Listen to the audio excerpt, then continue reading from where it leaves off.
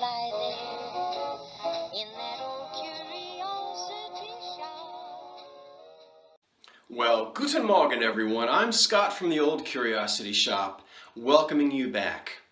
In today's video, I'm going to show you the things that I bought at the flea market yesterday. It's the first time I have been since about last Thanksgiving. Yes, they run all year long up here and they are outside. Snow, ice, rain, doesn't matter. We get there early in the morning before the sun comes up, and it is traditional to walk around with flashlights. And while doing so, I discovered an amazing Art Deco something. You're going to see that in just a minute. But before we begin, today's cup of coffee is brought to you by... A cup of coffee, a sandwich, and you. A cozy corner, a table for two. Well, it's beautiful yellow platinite, brought to you by Hazel Atlas. Now, also, I would like to answer a few questions about the antique lamp. Let's go take a look at that one more time, very quickly, only about 2 minutes, just to answer a few of your questions, and then we'll go and take a look at the things that I found at yesterday's flea market. Stay tuned. Oh no, don't tell us he's going to talk about that lamp again. Well, just for a couple of minutes. I want to address a couple of questions, reasonable questions from yesterday's lamp restoration video or lamp reveal. Here I have brought the lamp inside on this blustery, windy day. I guess that's the same thing. A couple folks said, why did you paint the cap black, but the rest of the thing you restored it to its ivory? I have to tell you that the cap is the exact same color as the base. There's the base.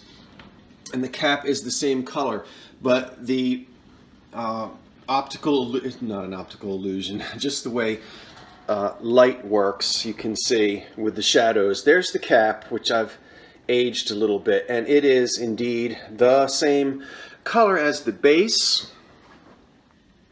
Someone also mentioned about the cord that I put on there. I do always put reproduction silk covered cords on my lamps, on my good lamps.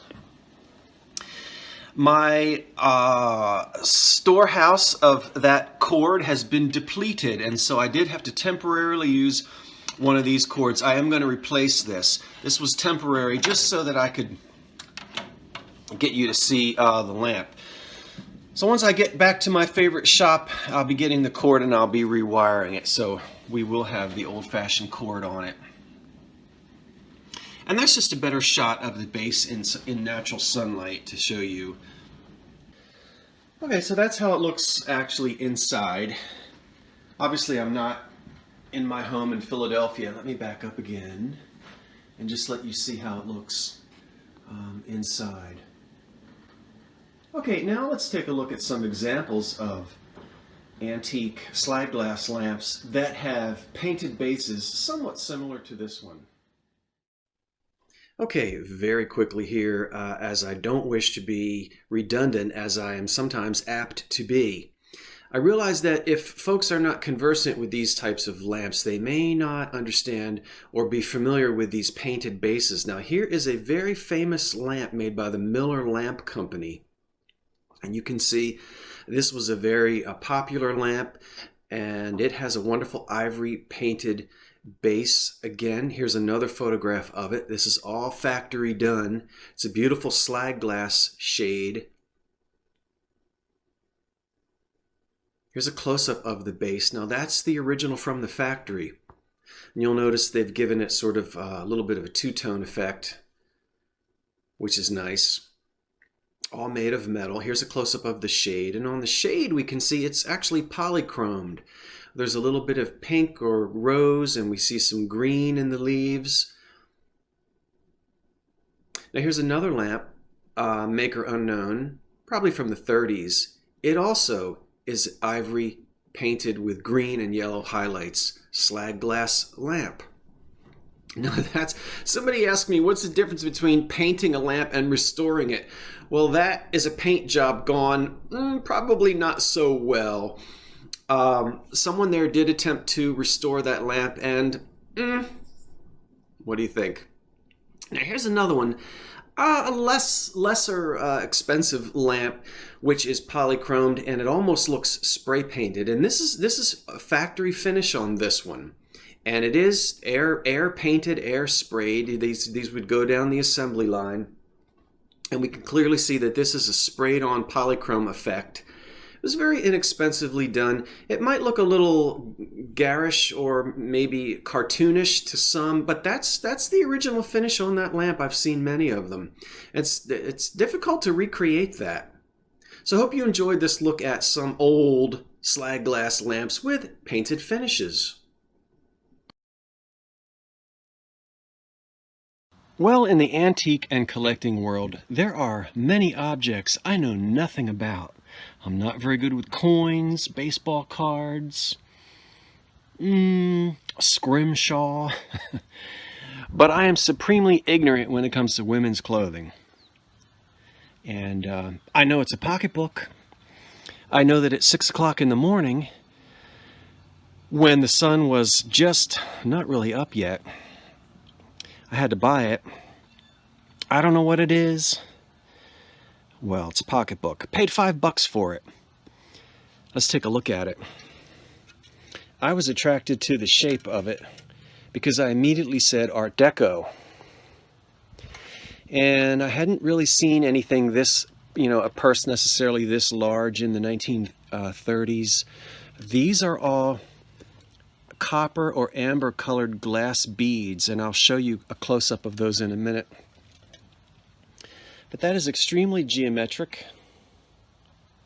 Yeah, even the handle up here. Now obviously it's been packed away for quite some time. Let's zoom in and look at these glass beads.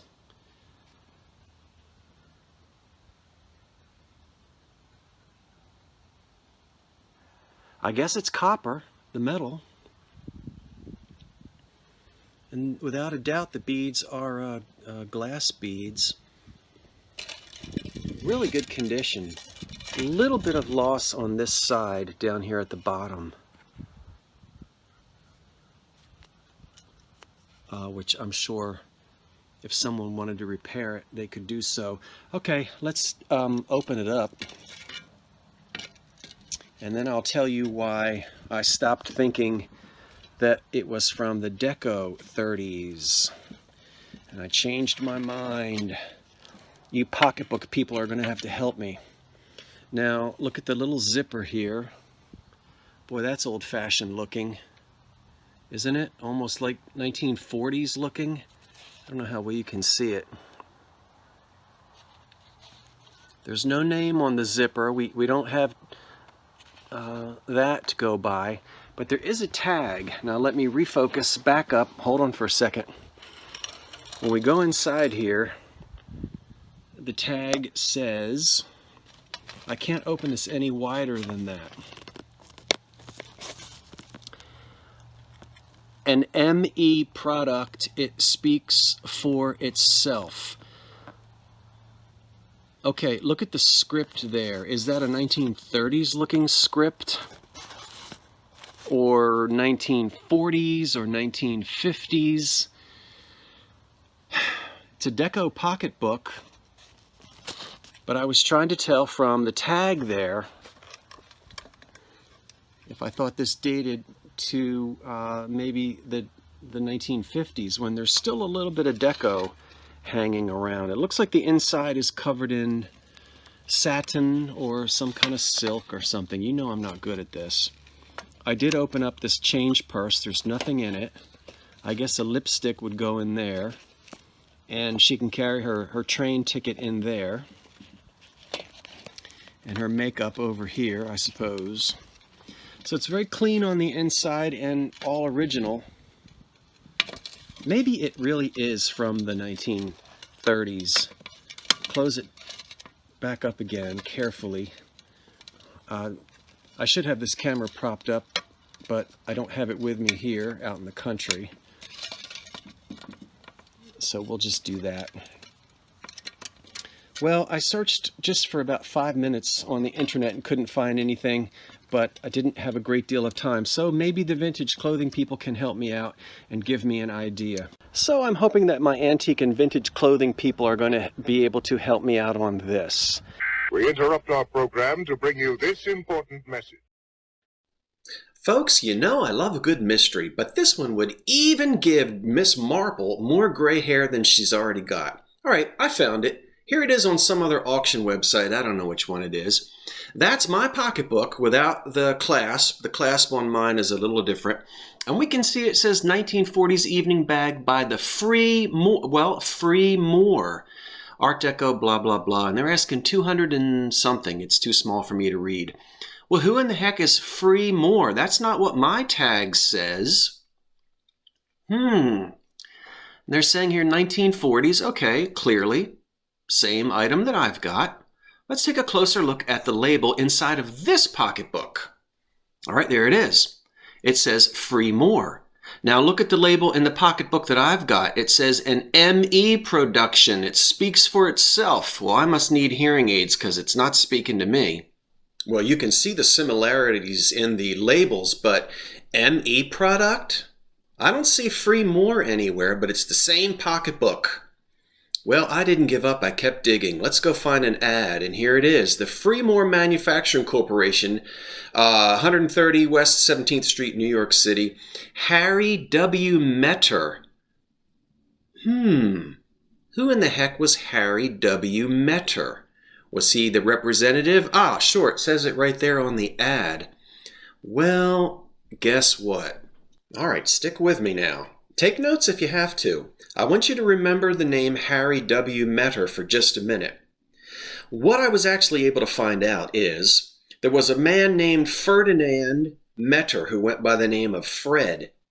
He got together with a dude named Mortimer Edelstein. Sounds like an old playmate of mine from elementary school.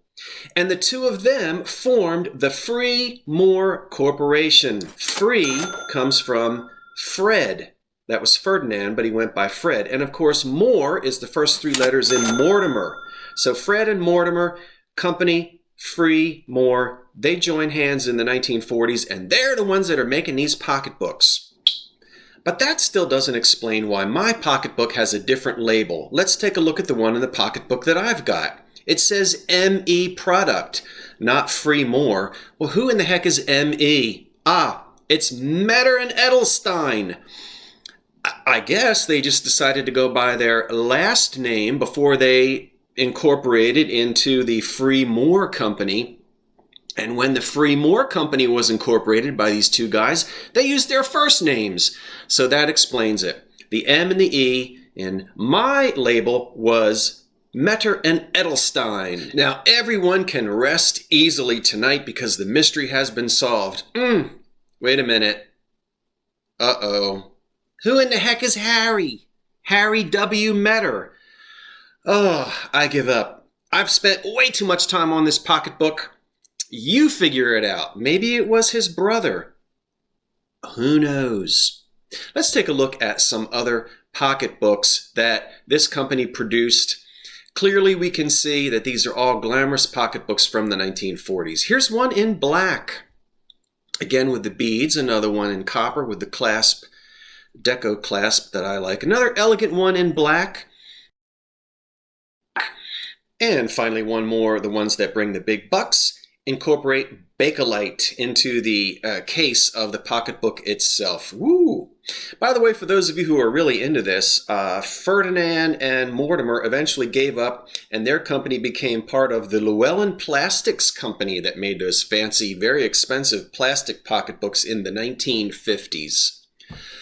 Oh my goodness. Okay, I've had enough. I need to go lie down. Calgon, take me away. I'm just going to guess that it's American made, and I hope it's from the 1930s. What do you think? Anybody have any ideas and can steer me in the right direction? Was it worth it? $5? I kind of think it was, even though I didn't find a diamond ring on the inside. I think it was worth it. Yes, I really do. Okay, here I am broadcasting from the garage again. And if it sounds like Margaret Hamilton could blow in here at any minute, it's true. We got a lot of wind going on out there. So much for the 64 degrees we had yesterday. Back from the flea market very quickly. We just talked about this. It is currently for sale in the old Curiosity Shop. Okay, bling bling. Vintage. Can you see yourself on New Year's Eve with that thing? You'll look just like Myrna Loy in one of those long, whatever Myrna Loy wore. Let's put this back down. We've talked enough about that. I've got some artwork to show you over here, original artwork. But first, all of this came from the flea market. Already told you that. Probably made by Dugan because they're the ones that made a lot of this peach opal Carnival glass. The base is clear, as it almost always is in peach or tangerine or marigold, but they've given it this opaline, peach opal. It almost looks like a creamsicle, doesn't it? So it's a pretty candy dish in Carnival glass, 1910 to 1920, something like that. We're all familiar with that. It's in excellent condition. There might be a flea bite down here on the rim somewhere. A little one. You're going to see a lot of mold lines. This was mass-produced very quickly by machine. But I like the peach opal. It's a step above just the regular old marigold, which is also nice. Creamsicle right there, I think. Okay. On the table was this, sitting like that. And I picked it up like this and I said, "Sir, what would you like for this?" And he said, "Oh, that vase?" And I said, "Okay, that vase. $5. You got it." "Well, let's look at it." "Okay. Why not?" "Well, it's too small to be an umbrella stand. But if this were a vase, this thing would be on steroids. It is heavy, and it is thick and chunky. The proportions just don't look right. But it's too small to be one of those great big floor-standing bases for a jardiniere. So, I mean, what would you do with it that way? Obviously, it's a vase, and it looks like McCoy. Okay, it's not a vase. It is made by McCoy in the 1930s. Sometimes called berry and leaf or stubby, because it is a stubby little thing. But we need to turn it this way and place it on the table like that, and all of a sudden it is a tabletop base or pedestal for the pot, the jardiniere that sits on top of this. Now there are the big floor model ones, but this sits on a table just like this. Here is a picture of it with its top. Now, obviously, I don't have the top, I've only got the bottom, but there it is. The coloring is a little bit different. There's some brown on that one. But that's it. It doesn't matter that it's not signed, they weren't. So anyway, we need to turn it this way and put it on a table and get the pot for it. Now, I knew that, but it's not my job to tell a person at their table what they've got or what they've not got. He said vase, $5, I bought it. As a vase, if it were a vase, okay, a little bit better as the stand for the pot or the jardiniere. So now, do I sell it or do I wait and find the matching bowl? I'll probably just go ahead and sell it because out there somewhere somebody needs this. And it is chip and crack free in excellent condition. So I was thrilled with that. 1930s American pottery. I've got one light fixture and then 3 pieces of artwork to show you, and here it comes. This would have hung in a hallway, maybe the top of a staircase, or on a porch even, a covered porch. It dates to the 1920s, and it is a very small slag glass lamp with an Asian motif in it. And I'm hoping you can see we've got wonderful purple and blue and lavender and green glass on the inside. Someone has replaced the socket and put a pull chain socket on it. which we need to reverse back. But here's the Asian scene with the purple colored slag glass on that side. And then this side as well with a slightly different colored glass. So it screams 1925 to 1935, and it's not necessarily unusual, but I love light fixtures, and this is an original one that's now close to 100 years old. So it's also small and very versatile. There's a lot a person could do with that. Original patina on it, and the glass is not broken. Now, you saw this last night in the lamp video. Ooh, this is a big, old, late Victorian print in a wonderful original gesso frame, and I've got to stand back to where you can really see it, and it's difficult to get you to see. The print has a name. It's down here, and it's somewhat hard to see, but it appears to be a letter from Daddy. So maybe Mother is reading the letter to the child, and the child is writing a response. Wonderful old gesso frame that has a little bit of damage. They almost always do. Late Victorian. And the print is in such excellent condition. I apologize for the glare on it. And it truly is an original. Not been replaced. And I totally believe it to have been in that frame its entire life. Let me get back in the frame. Now, two oil paintings that were done in 1955. We know the artist because she signed her name. We even know the house that's in them. So I'm going to show you two. This is the one I like the best. Painted in 1955. This is a Bucks County, Pennsylvania scene. Okay, you know, she does a great job. Her last name is Bell. I won't give you the first name, but it is on the back, 1955. She signs it on the back, and in ink, she actually tells us whose home this is. And the town that it's in Bucks County. I think it's nicely done for an amateur painter. It just reminds me so much of winter scenes that I grew up knowing both in South Jersey and in rural South Jersey and in rural Pennsylvania.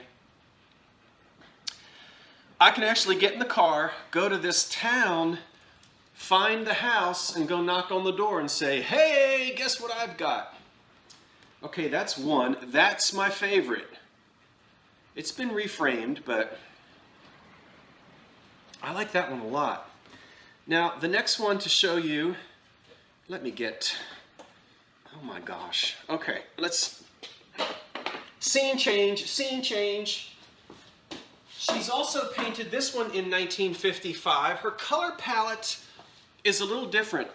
I like the first one better than this one, but I like this one as well. And again, I think she does a pretty good job. I'll have to take pictures of these so you can, it's difficult, I know, for me to get you to see. But again, she tells us who is living in this house. This is a little smaller than the other one. Okay. They're in good condition, but as I said, they need to be cleaned. I paid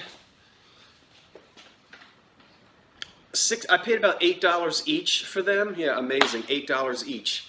And what I'll probably do is, when I have a moment, drive out there and see if I can find the house and maybe go knock on the door. But I've got to prepare myself for something. I like old stuff, you like old stuff, but not everybody does. The people in the house could be descendants of the owners who've lived there forever. People do that around here. They stay in their houses for hundreds of years. Or it could be a brand new family. Or it could be the family that got rid of those and said, we donated those to Goodwill and here you are bringing them back. No, I bought them at a flea market. Yeah, but we don't want them. So sometimes people are just not interested in old stuff like that.